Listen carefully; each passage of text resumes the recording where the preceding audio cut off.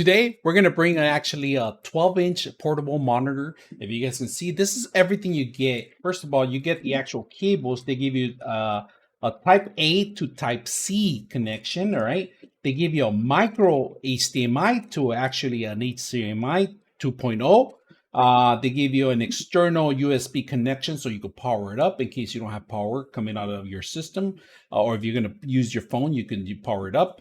External Type C to Type C connection, and then they give you a little kickstand. And this one has a little, it kind of like there's some clicking noise here where actually you can elevate it whatever level you want, and the system will automatically sit here in these padded area in the bottom. Of course, you get the box with it and the instructions and a warranty card and a cleaning cloth because it does get some actually fingerprints in here. If you guys notice, the screen is really small. It's a little glossy if you guys see the light, but there's a little blurriness on the glossiness, so it reflects a lot of the light. On one side, you got pretty much an exit button, a scroll key arrow up and down, and then your audio 3.5 jack that goes in here that you could connect in here. So this has internal speakers, of course.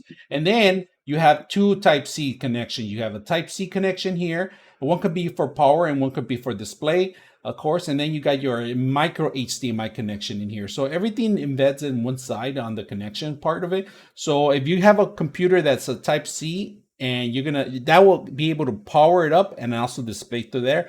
But if you have a computer that has a HDMI, you are gonna need power.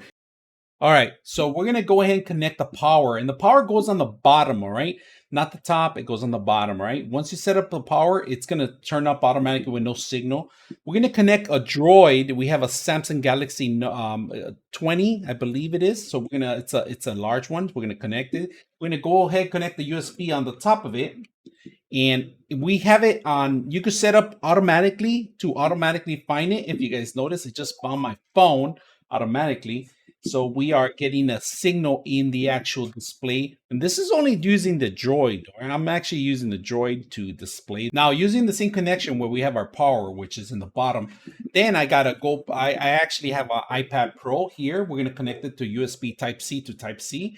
And we're just going to connect it into the system itself. And if you're going to notice, it's blank in here, but give it a couple of seconds, it comes up. If you have an automatically, it will pick up automatically. All right, so we did an iPad, we did a Droid, and we can do iPhone too, but it's the same thing like an iPad. So we're going to actually do now our PC. And this was an actual Surface that we're going to do, all right? On the Surface itself, all you got to do is find the connections. There's two connections on the Surface. So just remember that the power goes on the bottom and the actual connection physical goes on the top. So once you get it going there, all you got to do is connect it, all right? Once you connect it, it takes about a couple of seconds, a couple of minutes before it starts kicking in here. So like I said, it's just kicked in automatically. Simple. You can start dragging things in there, or you could set it up as a single monitor to spread the monitor, or you could do dual monitor. We're going to use the micro HDMI to HDMI. Let's go ahead and do that. And we got power here, if you guys can see that.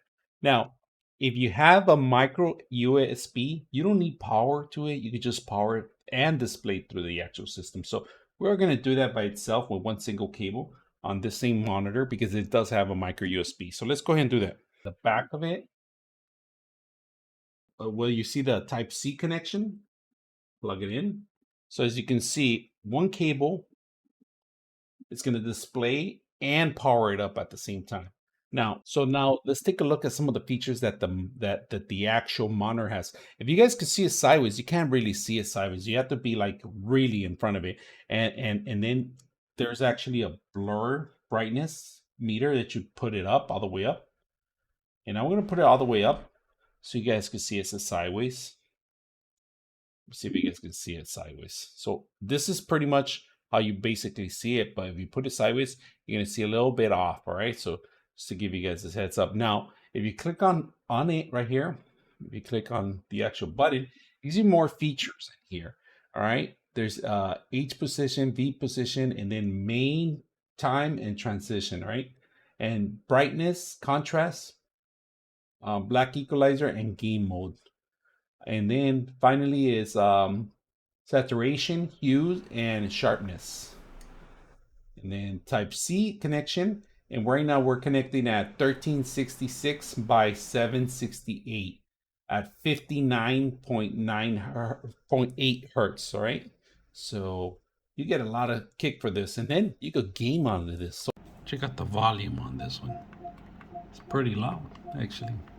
Sounds pretty good in here on the external monitor.